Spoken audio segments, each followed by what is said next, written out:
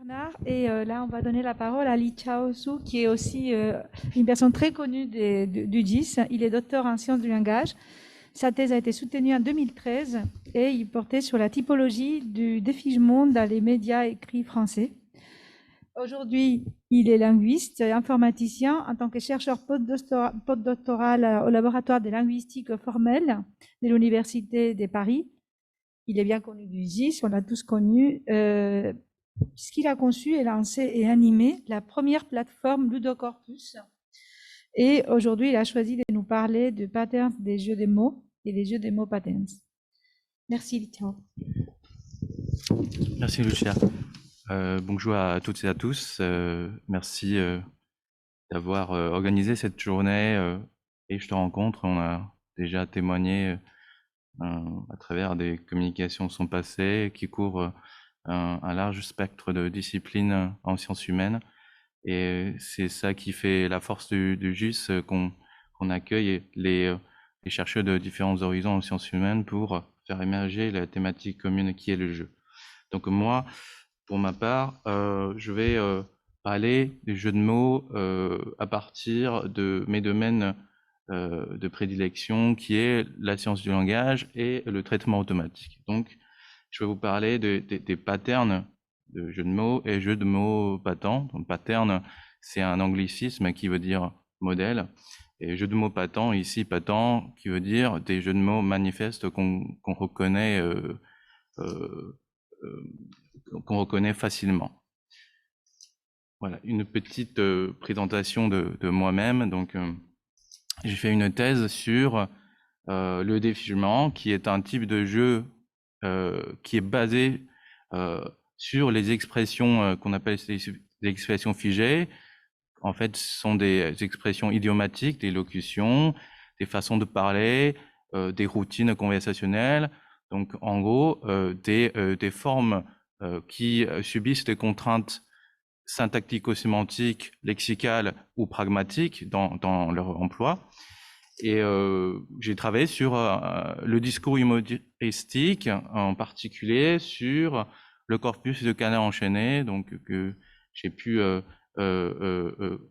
partir duquel j'ai pu constituer une base de données et que j'ai pu modéliser des jeux de mots à partir de ce corpus. Et à travers tout ça, je m'intéresse tout particulièrement à l'articulation du langage et à la prédication logico-sémantique, à savoir comment le jeu de mots s'intègre dans la langue, puisque la langue qui est contrôlée, imposée par des normes assez strictes, ne laisse pas nécessairement des outils d'analyse et des moyens d'expression à ces jeux de mots qui sortent du cadre et des normes langagières. Donc, comment, par le moyen logico-sémantique, que les jeux de mots puissent réintégrer dans les canons communicatifs du langage. Donc, à la suite de ma thèse, j'ai effectué plusieurs postdocs dans le traitement automatique pour élargir ma recherche, donc en utilisant des moyens technologiques en traitement automatique pour modéliser des jeux de mots à partir de corpus et à partir surtout des automates contrôlés par les langages de programmation pour que la machine puisse automatiser ces processus de création de jeux de mots ou des machines qui puissent nous dire nous créer ou nous générer de jeux de mots puisqu'on puisse les identifier. Voilà. Et j'ai pu bénéficier d'une aide financière du GIS pour mon projet en 2016 sur le jeu des mots, qui est un projet qui consiste à générer automatiquement des jeux de mots à base de règles morphosyntaxiques assez basiques. Pourquoi ce titre, jeu de mots pattern des jeux de mots et jeux de mots patents? C'est parce que dans la classification des notions des sciences du langage, on oppose deux courants principaux, à savoir considérer le langage comme un objet ou comme matière. Donc c'est cette dichotomie découle d'abord de la branche philosophique, hein.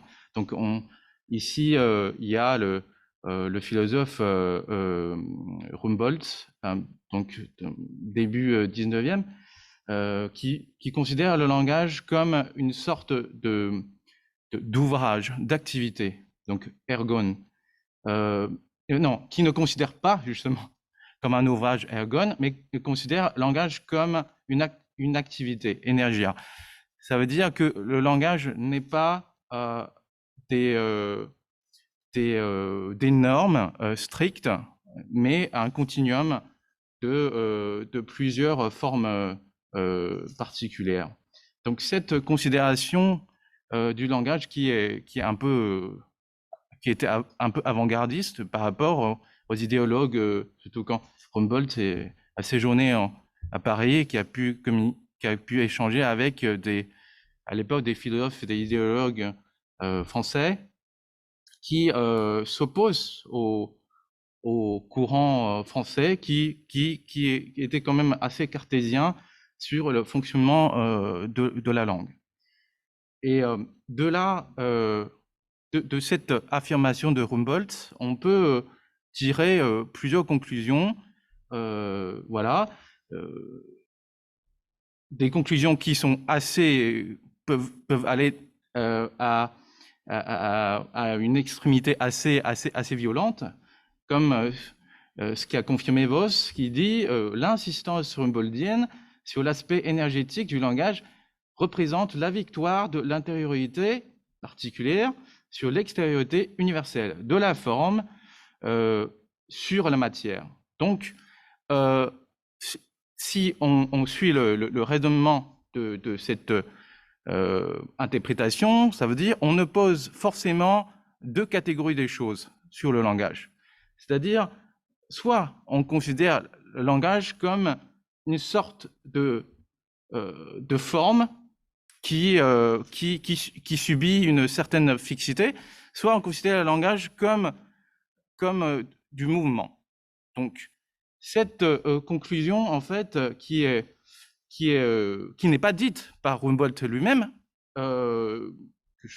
ici je n'approuve pas tout à fait, mais en fait en lumière, en fait l'opposition classique des deux considérations principales sur le langage et sur le fonctionnement du langage. Mais revenons à Humboldt lui-même, qui est un linguiste avant l'ère, qui avait des intuitions extraordinaires, avait remarqué qu'il y avait la forme de la langue, donc qui nommait Sprachform, donc forme de la langue, pour mieux cerner la dynamique de la langue. Donc, en fait, implicitement, Humboldt admet qu'il y ait une sorte de cadre, de réceptacle, de signe qui permet d'assurer la dynamique de la langue. Et passons à Saussure, qui est à peu près un siècle après, qui disait qui considérait que la science du langage est un objet bien défini, dans l'ensemble hétéroclite, est fait de langage. Non seulement la science du langage peut se passer des autres éléments du langage, mais elle n'est possible que si ces autres éléments n'y sont pas mêlés. Tandis que le langage hétérogène, la langue ainsi démêlée, est de nature homogène, est un système de signes où il n'y a pas d'essentiel que l'union du sens et de l'image acoustique. Donc, si on comprend bien l'intérêt de distinguer le langage et la langue pour Saussure est plutôt d'ordre disciplinaire. C'est pour mieux séparer ce qui est modélisable, ce qui est formable et de ce qui n'est pas. Donc, d'où vient cette fameuse distinction entre la langue et la parole. Et l'intérêt de séparer le langage de la langue est que, comme dit Gödel, la langue est un système serré et la théorie doit être un système aussi serré que la langue.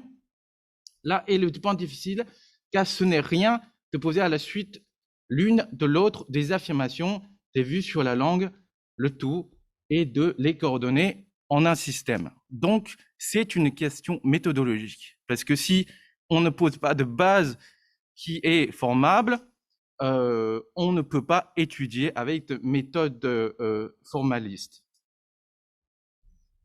Donc, mais le fond de cette distinction n'est pas si clair que ça. Même Saussure les confond sur le langage et la langue. Il disait, langue et langage ne sont qu'une même chose. L'un est la généralisation de l'autre. Sans cesse, par conséquent, l'étude générale du langage s'alimente des observations de toutes sortes qui auront été faites dans le champ particulier de telle ou telle langue. Il place le langage au-dessus de toutes les langues, cette fois-ci sans avoir abordé la distinction entre langue et la parole. Pour lui qui privilège les signes linguistiques. Cette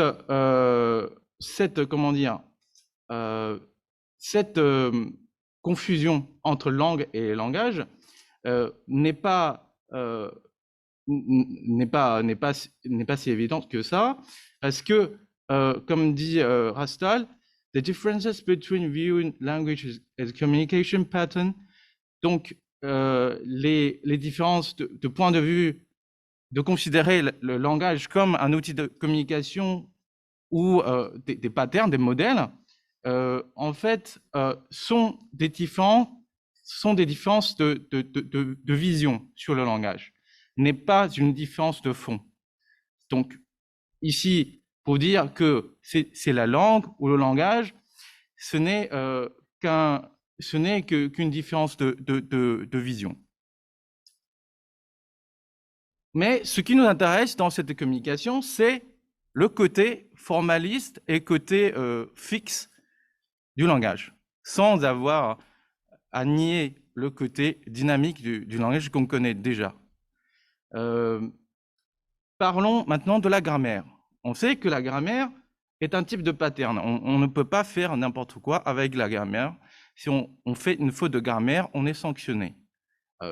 Ça, je pense que c'est clair pour tous les systèmes scolaires et pour tous les apprenants de langue et pour tous les natifs. Et la grammaire fonctionne avec les patterns. Et la grammaire elle-même est un langage.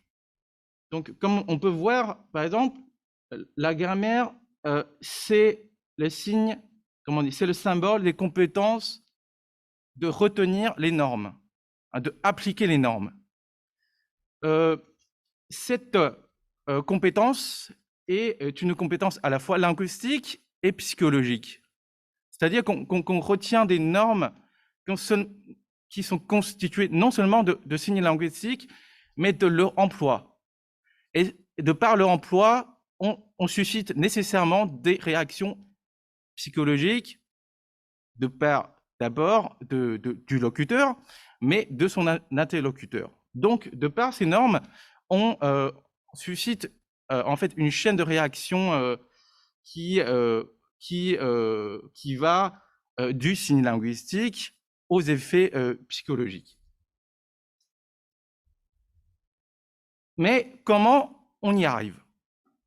Avec la grammaire, avec les patterns. C'est en fait consciemment, la langue fonctionne avec une grammaire qui est fixée par des patterns. Hein, donc, c'est-à-dire que quand on parle, on produit des patterns. C'est par des patterns qu'on transmet des informations, qu'on assure que nos interlocuteurs reçoivent bien les informations transmises. Donc, à partir de patterns, des linguistes comme Hunston et Francis ont développé Pattern Grammar. Et on a aussi, qui est très connu, Construction Grammar de Fillmore, hein, qui ensuite a été reprise par Godber pour son côté psycholinguistique et cognitif. Voilà. Et à partir de là, en fait, c'est pour révéler le côté récursif et fractal du langage et de la langue. Récursif parce qu'on peut reproduire presque à l'infini le processus de création de la langue. Et fractal, c'est parce qu'on peut les segmenter presque à l'unité près, à l'être près de la langue. Et un exemple ici donné par Hunston et Francis, c'est que dans les constructions, à partir de la forme, on peut extraire les moules de forme, catégorie grammaticale, schéma syntaxique, construction phrastique, hein, sujet, verbe plus complément, ou ici the fly buzzes into the room, X moves, Y pass log, ça veut dire on peut mettre n'importe quel nom à la place de X, on garde le verbe moves, et Y, on peut placer n'importe Y pourvu que ce Y appartienne à la catégorie locatif ou chemin. Donc, ça veut dire, dès qu'on donne ce schéma-là, on peut générer des phrases. Et c'est ce côté génératif de la langue qui a commencé dans les années 30 par les générativistes, ensuite qui a été largement popularisé par Chomsky et compagnie et leurs travaux. C'est par ce côté génératif de la langue qu'on peut produire massivement des énoncés qui font sens. Et c'est ce soubassement qui passe sous le radar, sous notre radar, parce que quand on parle, on ne se rend pas compte qu'il y a ces mots-là. C'est ces choses-là que les patterns, que la grammaire de pattern met en exergue. Mais cette affirmation pourrait porter à croire que tout est pattern, tout est construction. D'ailleurs, c'est ce qui a confirmé Godber, il dit all constructions all the way down. Ouais, okay. Mais je peux vous dire non. Ce n'est pas le cas, parce qu'on rencontre forcément des contraintes. Des contraintes, pas de contraintes structurelles, des contraintes de la langue elle-même.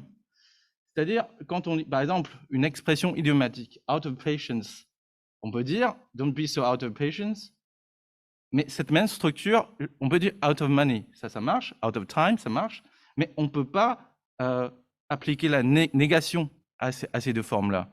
Donc, et cet automatisme de tout, voilà, tout générer et tout construire se heurte à la difficulté justement de la variation de la langue. Et les jeux de mots s'affranchissent de ces normes et apportent beaucoup plus de variations au point que la langue ne peut pas les gérer. Là, je vous montre deux extrémités, enfin deux cas extrêmes de patterns de la langue. Côté gauche, c'est une petite création de Navarro Dominguez. On y voit très clairement la structure et la façon de générer des jeux de mots à partir de sons, à partir de graphies, etc. Et côté droit, Lac de Lamartine, c'est beaucoup plus subtil et qu'on a du mal à voir le jeu d'un premier coup d'œil. Et côté gauche, ce qui est générable à cette façon de faire le jeu de mots qui a été beaucoup plus utilisé par exemple, le canard enchaîné. Hein, donc, ce canard enchaîné d'hier, nous avons des jeux de mots qui sont très canards. Navarre de vivre, toujours à partir de signes linguistiques, en utilisant un jeu phonique, un jeu graphique, et en ramenant des références historiques, culturelles, d'actualité, et en créer souvent un double sens. Et ce mode de jouer, quelqu'un l'a résumé. Donc, un botaniste, Bruno de Foucault, qui n'a rien à voir avec la linguistique, qui a fait un travail extraordinaire, donc le livre, qui a utilisé le système taxonomique pour classer les jeux de mots par rapport aux invariants et aux variations des jeux. Donc, on a des jeux de mots qui varient formellement, qui ne varient pas formellement, et on a des jeux de mots qui varient partiellement hein, à partir du signifiant, et on a des jeux de mots qui varient complètement, hein, c'est-à-dire on crée un nouveau signifiant à partir de l'ancien, etc. À partir de la taxonomie, en fait, on peut créer des équations pour les formaliser hein, avec des signes mathématiques. Donc, on change la nature de la représentation des signes. Et à partir de cette équation, par exemple, si on peut lire cette équation, ça veut dire qu'il existe un 1, l'opération A2, qui est l'opération de transformation équivoque, qui applique au M1. À ce moment-là, on peut dire la multiplication de l'opération de transformation et le signifiant qui est M1 n'ont pas le même signifié que le M1 lui-même. Donc, à partir de ces moyens, par les moyens mathématiques, on arrive, tant bien que mal, à cerner les opérations formelles de création de jeux de mots. Je passe les exemples. Pareil, calembour morphonique, pardon, pour coquille. Par nomade, c'est pareil, c'est-à-dire qu'est-ce qui est en commun entre les deux sujets. Le seul point en commun, c'est l'homonymie de l'un et de l'autre. Hein. Sinon, ils partagent pas grand-chose entre les deux formes avant et après. Donc, avec tous ces éléments, il me semble que certaines formes linguistiques sont plus prêtes au jeu que d'autres, de par leur liaison morphosémantique, de par leur liaison pragmatique, et d'autres qui sont un peu plus difficiles à être entrer en jeu.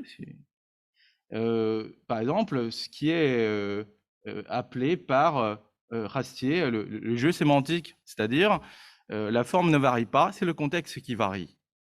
Donc ça veut dire que ces jeux de mots-là ne sont pas censés, entre guillemets, entrer en jeu. C'est le contexte qui pousse ces jeux de mots-là de créer un calembour, un double sens, équivoque, etc. Et tout ça porte à croire que la langue est peut-être faite pour jouer.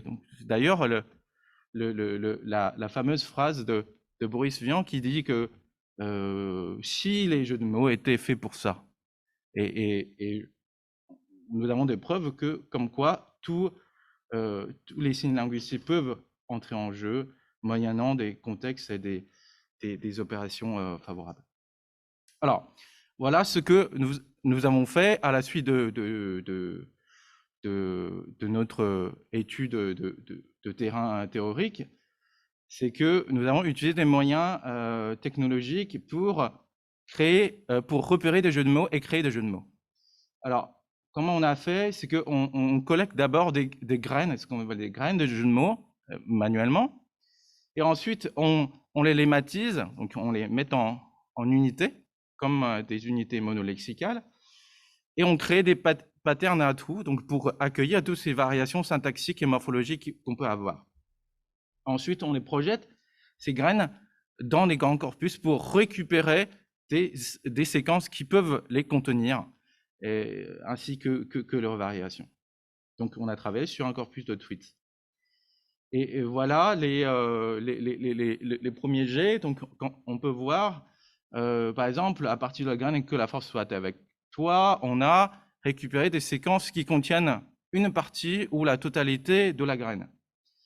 Donc, on peut voir que la force de Dieu soit avec toi, que la force de Yellow Casa soit avec toi, etc. Sont des jeux de mots potentiels à partir de tweets. Et à partir de ces extractions, on peut générer des jeux de mots. C'est-à-dire, si on considère qu'un jeu de mots reçoit si on considère qu'un jeu de mots a beaucoup d'occurrences, on pourrait considérer qu'il a un intérêt dans le jeu. Donc, à partir de ce moment-là, on pourrait jouer avec jeu de mots et générer avec jeu de mots moyennant des règles formelles et des algorithmes. Notre méthode à nous, avec Gaël Lejeune, on a beaucoup travaillé là-dessus, c'est que on calcule de la proximité phonémique et morphémique de deux formes, hein, c'est-à-dire, ça on peut le faire à partir de graphes. Graphes, c'est gros lexique à tout faire en français. On peut calculer la proximité graphique et phonémique de deux formes, que ce soit un mot dans la langue ou un mot qui n'est pas dans la langue, on peut le calculer. Et on peut aussi calculer la distance de Levenshtein, c'est-à-dire la différence d'un mot par rapport à un autre, que ce soit phonique ou graphique. Donc tout cela sera formalisé par des scores. Et ensuite, on peut générer, selon les scores, des jeux de mots les plus probants.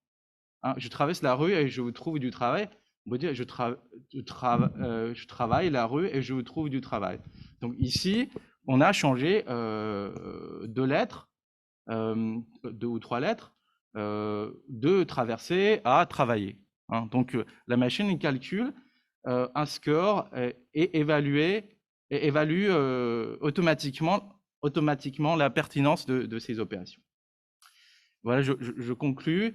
Je peux dire que certains linguistiques qui sont dotés de cette capacité de pouvoir générer, de pouvoir reproduire, sont susceptibles d'être formalisés par les moyens mathématiques et informatiques, et que l'idée de pattern existe, mais qui n'est pas applicable à toutes les créations et production langagière, sinon c'est trop facile, hein, donc tout le monde parle de la même manière, donc il y aura certainement des catastrophes suite à ça. Et reste à savoir pour la suite de notre travail si on peut formaliser et systémiser encore plus les patterns qu'on peut formaliser et systématiser, et à quel degré qu'on peut le faire. Et si on ne peut pas le faire, et pourquoi? Donc voilà l'état de travail actuel de ma recherche. Et je vous remercie de votre écoute. Merci.